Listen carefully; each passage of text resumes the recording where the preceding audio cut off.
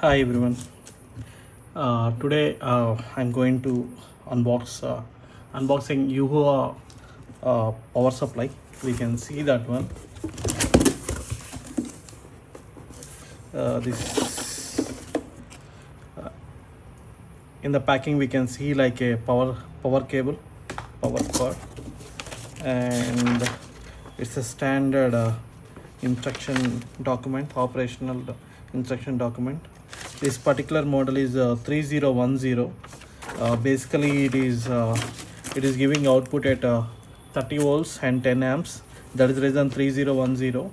And in this one another model is 3005, where we can get like a 30 volts output and 5 amps. uh, and if you see inside,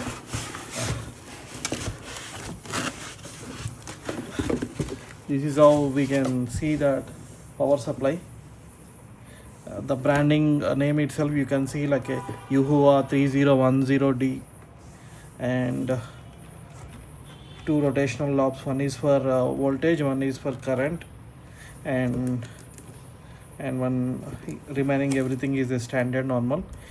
In this one other things are like a channel 1, channel 2, channel 3, like a standard voltages as well. And we another thing we can see like a 5 volts to 8 volts USB power supplies as well, two standard 5 volts USB. Okay, this particular power supply, right, little bit heavy, and this is comes around 6 kgs, 6 kgs. And if you see backside, uh, where we can connect the power cord and two fans. And before turning it on, at least we can see what we can see inside the power supply.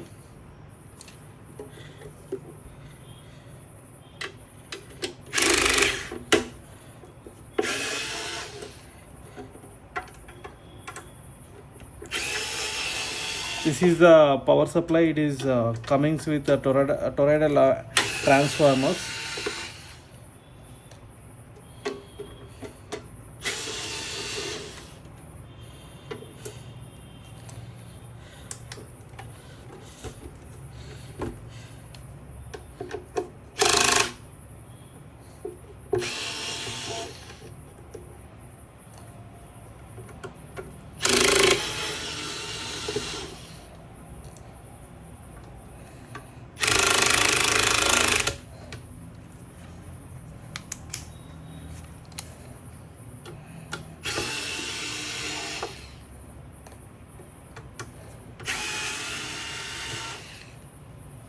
Yes, we removed all the screws. Now we can see what we can see inside the power supply. And if you see, very heavy transformer, toroidal transformer, and this is delivering like a 30 volts and 10 amps. And if you see some rectifying circuit, and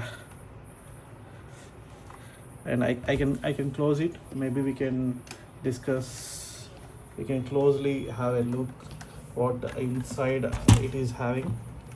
And if you see, two relays, I think inside the backside, two rectifiers and some switching transistors seems. Okay, transistors are BJT, might be. And this is the position you can see. This is the position. Yeah, these are the position you can see. These are the bridge rectifier. These are the transistors, or might be IGBTs. 1, 2, 3, 4. Total 4 are there. And if you see here, some huge capacitor, and it is a Rubicon.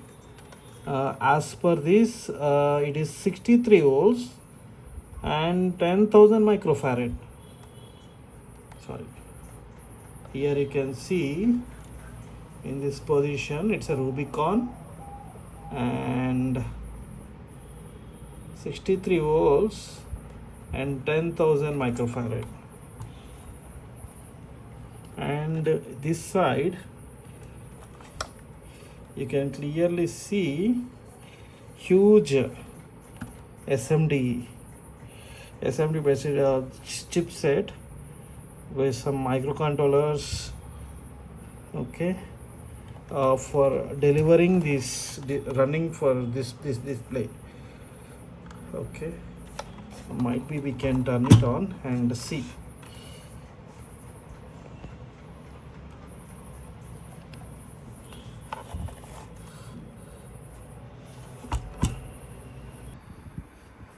And if we turn it on, we are going to turn it on. Let's see.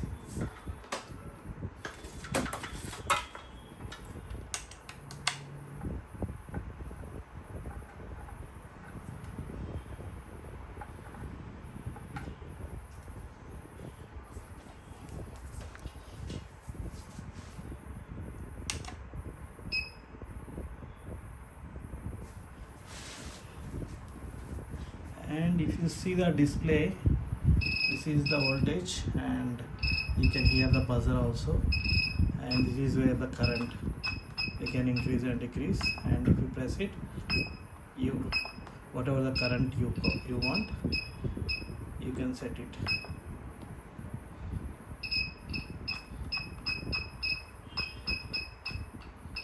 Yeah, 2 amps.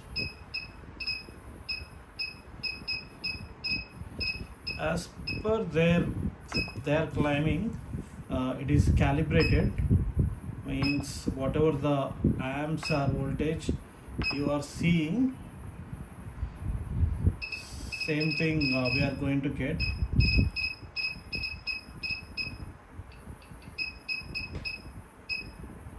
Let's see, we are going to set, that's it, output.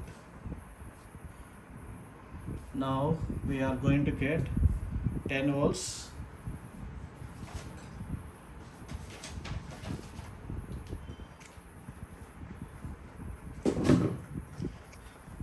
I have a Fluke 28.2 true RMS multimeter.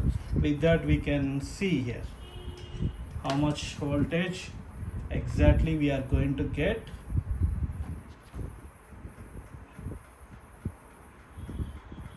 And all the things.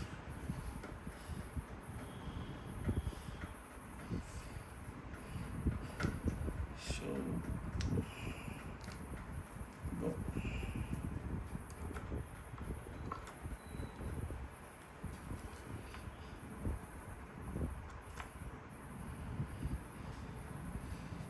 As per the power supply, it is 10 volts, but as for the Fluke multimeter, it's 10.04 volts.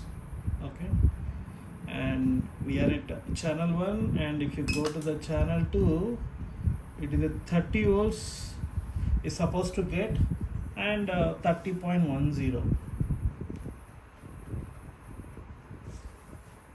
Exactly, if you see 30 volts, 100 millivolts we can see here. But as per this one, we are going to get 30 volts. Some minor difference is there, and if you see friend, 5 volts and some 5 to 8 volts of the USBs we can see here.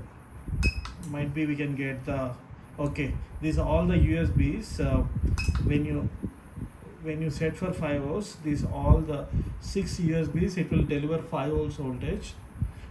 Okay, if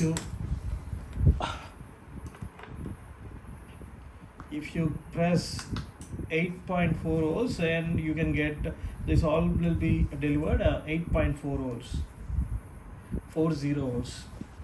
And some standard 12 volts rail car also there, and this is delivering 12 volts,